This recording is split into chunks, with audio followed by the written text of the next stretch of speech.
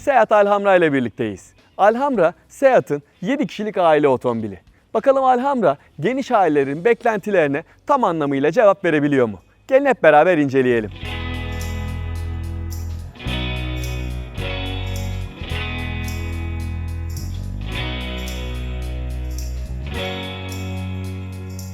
Alhambra'nın görünümüyle alakalı çok fazla şey söylemeyi düşünmüyorum. Çünkü sonuçta bu bir aile otomobili ve tasarımı da bunu net bir şekilde gözler önüne seriyor. Bir önceki nesline göre boyutları yaklaşık 20 santim kadar büyümüş ve zaten bir aile otomobilinden beklenen de geniş ve fonksiyonel olması. O yüzden ne yapıyoruz? Sürgülü arka kapıyı açarak arka koltuklara geçiyoruz. Elektrikli sürgülü kapıları ben açıkçası seviyorum. Alhambra'da kapıyı isterseniz buradaki kol vasıtasıyla, isterseniz de buradaki düğme vasıtasıyla kapatabiliyorsunuz. Buradaki yaşam alanı bence gayet iyi. Diz mesafesi gördüğünüz gibi bir karış ve hatta fazlası bile diyebilirim. Burada çocukların rahat vakit geçirebilmesi için bir tane de tepsi koymuşlar. Tabii 7 koltuklu aile otomobillerinin olmazsa olmazlarından bir tanesi. Şimdi burada 3 tane yetişkin için gayet iyi bir alan sunuluyor. Hepsi de birbiriyle aynı genişlikte olan koltuklarda rahat bir şekilde oturabiliyorsunuz. Sadece diz ve omuz mesafesi anlamında değil, 3. yolcunun ayakları için bile burada gayet iyi bir alan sunuluyor. Ayrıca bu 3 koltuğu isterseniz bu şekilde ileri geri kaydırabiliyorsunuz. Hatta sırtlıklarının bile yatıp kalkabiliyor olması gayet fonksiyonel. Baş mesafesi de orta koltukta bile görmüş olduğunuz gibi bayağı yüksek. Ama ben her zamanki gibi size burada göstereyim. Yani sürücünün arkasındaki koltukta burası bile son derece ferah. Şimdi artık 3. sıra koltuklara geçme vakti geldi. Ama bu 2. sıra koltuklar bu düzendeyken arkada bir yetişkinin oturması pek kolay değil. O yüzden ben şu koltukları insaflı olmak adına biraz öne çekiyorum. Sonra bu şekilde kaldırıyoruz. Bunun böyle tek bir hamlede hem altının hem arkasının kalkıyor olması bence iyi bir özellik. Beni görebilmeniz adına bunu indiriyorum ve koltuğu eski konumuna getiriyorum. Görmüş olduğunuz gibi burada bir yetişkin bu pozisyondayken oturabiliyor. Yani diz mesafesinin bile olduğunu söyleyebilirim. Ama standart konumdayken oturmak isterseniz yine de çok kötümser değil. Birçok aile otomobiline veya birçok 7 koltuklu modele göre Alhambra'nın daha geniş olduğunu söylemem lazım.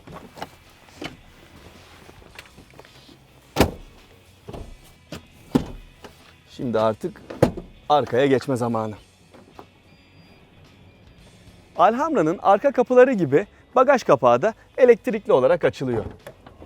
Arkadaki yaşam alanının birçok 7 koltuklu rakibinden iyi olduğunu birlikte gördük. Aynı şekilde bagaj da diğer 7 koltuklu aile otomobillerinden kesinlikle çok daha iyi. Çünkü normal şartlarda buraya bu 7 koltuklu düzene geçildiğinde sadece market alışverişinden aldığınız eşyaları koyabiliyorken burada 300 litrelik bir yükleme hacmi sunuluyor ve bu bence gerçekten çok iyi bir değer. Arka koltuklardaki pratiklik sadece genişlikten ibaret değil. Arkada 3. sıra koltukları da bu şekilde tek dokunuşla çok kolay bir şekilde yatırıp bagaj zeminini dümdüz bir hale kavuşturabiliyorsunuz.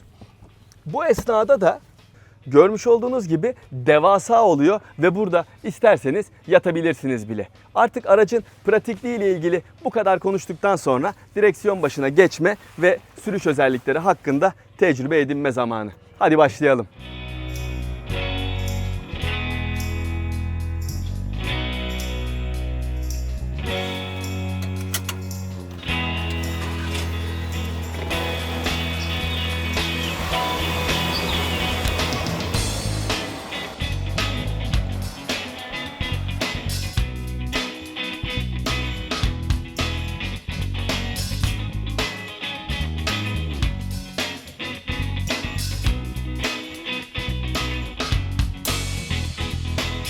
Seat Alhambra'nın direksiyonuna geçince bir kere kendinizi 7 koltuklu bir aile otomobili kullanıyormuş gibi hissetmiyorsunuz.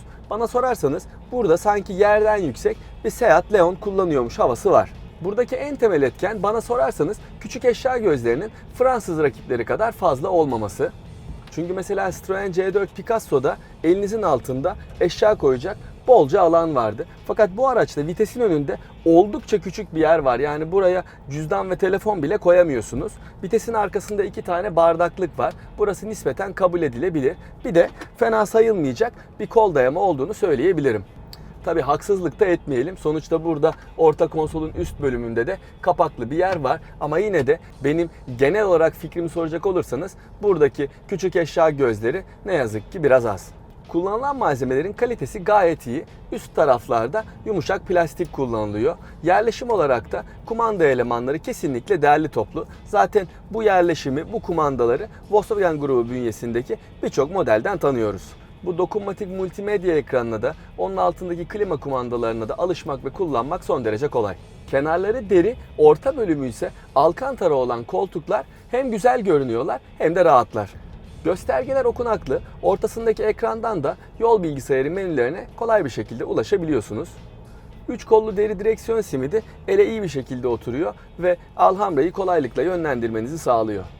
Gelelim Alhamra'nın motorine ve sürüş özelliklerine. Alhambra ülkemize tek motor, tek şanzıman ve tek donanım seçeneğiyle ithal ediliyor. Kullanmış olduğum aracın kaputunun altında 1.4 litrelik çift aşırı beslemeli benzinli bir motor görev yapıyor. Bu motor tam 150 beygir güç ve 250 Nm tork üretiyor ve 6 kademeli çift kavramalı DSG şanzımana sahip. 150 beygirlik motor gayet güçlü. Performans anlamında size kesinlikle herhangi bir eksiklik hissettirmiyor. Fakat şanzımanla uyumu konusunda ne yazık ki aynı yorumu yapamıyorum. Çünkü daha önce çok fazla DSG şanzımanlı Volkswagen Grup bünyesindeki modeli kullanmış olsam da ilk defa bu araçta motorla şanzıman bana biraz uyumsuz geldi açıkçası. Bu aracın ağır gövdesiyle de alakalı olabilir, yazılımsal bir sıkıntı da olabilir ama benim fark ettiğim, kullandığım kadarıyla kesinlikle aralarında bir uyumsuzluk var. Bunu şöyle açıklamaya çalışayım size. Aranızda DSG şanzımanlı araç kullananlar varsa bilirler. DSG şanzıman karakteri gereği hızlı bir şekilde üst vitesleri seçerek sarsıntısız ve konforlu bir şekilde ilerlemenizi sağlar. Fakat bu araçta özellikle ikinci ve üçüncü viteslerde gidiyorsanız büyütmek konusunda biraz nazlı davranıyor ve 3000-3500 devirler seviyesine kadar vites değiştirmek için bekliyor. Bu esnada da tabii hem motor gürültüsü artıyor hem de yakıt tüketiminin yükselmiş olduğunu net bir şekilde hissediyorsunuz. Tabii sonuçta şanzımanları vites kolu üstünden veya direksiyonun arkasındaki pedallarla kendiniz de seçebiliyorsunuz. Yani şu an olduğu gibi mesela 3000 devirler seviyesinde hala vites atmazken isterseniz bu şekilde kendiniz de büyütebilirsiniz. Ama bununla sürekli uğraşmak da bence bir aile otomobilinde olmaması gereken bir özellik.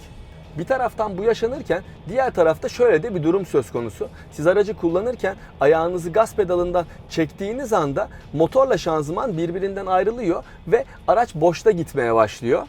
Tıpkı şu an olduğu gibi o esnalarda da tabii ki yakıt tüketimini düşürmeye çalışıyor.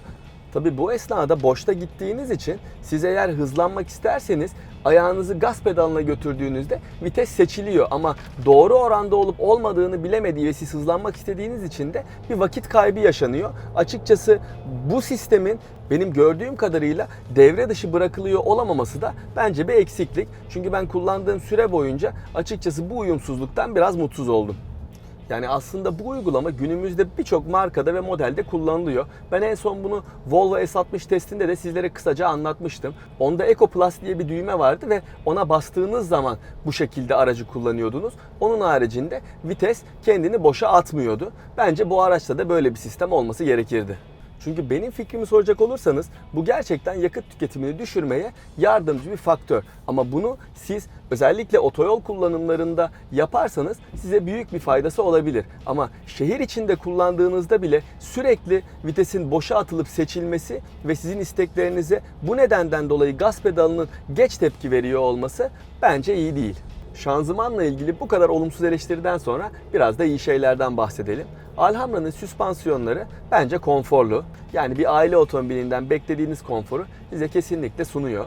Düzgün asfalt üstünde ilerlerken kesinlikle herhangi bir olumsuzluk hissetmiyorsunuz. Fakat kilit taşlı yollarda özellikle aracı kullandığınız zaman birbirinden bağımsız arka koltuklar biraz sallanıyor ve ses yapabiliyor. Ama sonuçta bu bir aile otomobili ve koltukların fonksiyonel olması ses çıkarmalarından daha önemli bence. Yalıtımı da gayet iyi. İçeriye sızan sesler normal seviyede. Gelelim son olarak da Alhamra'nın yakıt tüketimine. Sonuçta uyumsuz bir motor şanzımandan bahsediyorsanız zaten çok tutumlu olmasını beklemek bence mantıksızlık olur. Zaten durum da kesinlikle böyle. Ben bu aracı birkaç gündür şehir içi ağırlıklı olmak üzere kullanıyorum ve ne yazık ki 11 litrelerin altına düşmeyi pek başaramadım. Bu değer bence çok yüksek ama şunu da söylemem lazım. Şehir içinde geçirdiğiniz vakit arttığı zaman yakıt tüketim değeri de telaffuz etmekten çekineceğim derecede artıyor. Şunu da söyleyeyim, ben aracı sabah çalıştırdığımdan beri 58 kilometre mesafe kat ettim ve şu anda yol bilgisayarında bana 10 litrelik bir tüketim ortalaması gösteriliyor. Bu sürüşün tamamının açık trafikte ve sakin bir kullanımla gerçekleştiğini düşünecek olursanız sonuç olarak Alhamra'nın yakıt tüketimi konusunda biraz savurgan olduğunu bilmek lazım.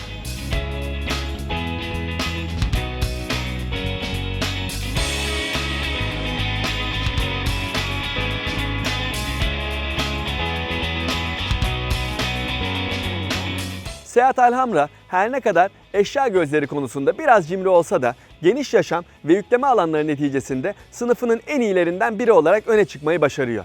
Fakat aynı durum sürüş özellikleri konusunda geçerli değil ne yazık ki. Çünkü sınıfında Ford Grand C-Max gibi çok iddialı bir model var. Ayrıca neredeyse sınıfındaki tüm rakiplerin dizel motor ve otomatik şanzıman kombinasyonuna sahip olmasına rağmen Alhamra'nın sadece yüksek yakıt tüketimine sahip benzinli ve otomatik şanzımanlı bir motorla sunuluyor olması şansını ne yazık ki biraz daha düşürüyor. Görüşmek üzere.